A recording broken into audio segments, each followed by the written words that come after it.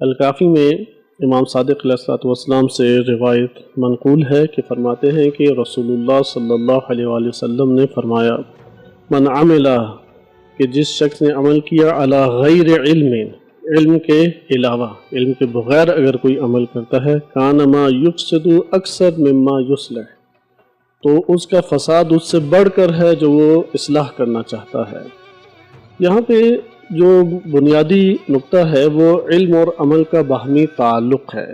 در حقیقت انسان پہلے علم حاصل کرتا ہے اور پھر وہ علم انسان کی رہنمائی عمل کی طرف کرتا ہے، لہذا ان دونوں کا باہمی علم اور عمل کا ایسا گہرا تعلق ہے کہ اگر علم کے بغیر عمل انجام دے وہ عمل قبول نہیں ہے۔ لا يقبل اللہ عملا الا بمعرفت، معرفت کے بغیر اللہ عمل قبول نہیں کرتا۔ اور اسی طرح سے اگر کوئی علم حاصل کر لے اور عمل انجام نہ دے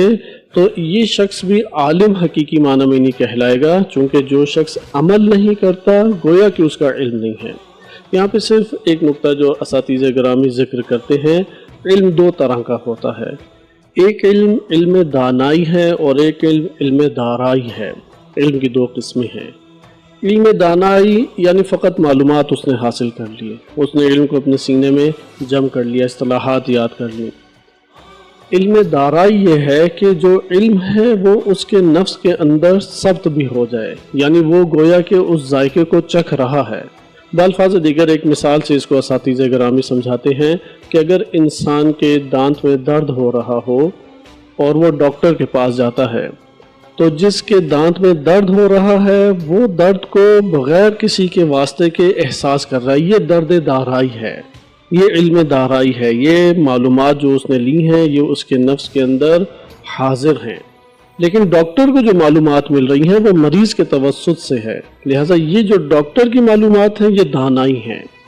لہٰذا علم دارائی انسان کے وجود کے اندر ایسا ثبت ہوتا ہے کہ وہ اس کے اندر حاضر بھی ہے اور عمل کے اوپر اس کو ابھارتا ہے، جبکہ علم دانائی وہ فقط معلومات کا باعث بنتا ہے۔ اس لیے اساتذہ گرامی ایک بہت اہم نقطہ قرآن کریم کی آیات سے بیان کرتے ہیں کہ ابلیس کے پاس علم دانائی تھا، وہ اللہ سبحانہ وتعالیٰ کو رب مانتا تھا، وہ یوم القیامہ یوم یبعثون کے اوپر اعتقاد رکھتا تھا، وہ جانتا تھا کہ عزت سے قسم کھائی گئی تو اللہ تعالیٰ کی طرف سے مہلت اور فرصت اسے مہیا ہوگی، لہٰذا اس کے پاس علم دانائی تھا، علم دارائی نہیں تھا۔ لہٰذا ہمارے لیے لازم ہے کہ جب معلومات کو حاصل کریں تو عمل کے قالب میں ڈھالیں، چونکہ وہ علم جو عمل کے قالب میں آتا ہے، عمل کے سانچے میں ڈھل جاتا ہے، وہ انسان کو آہستہ آہستہ دارائی کے مرحلے کی طرف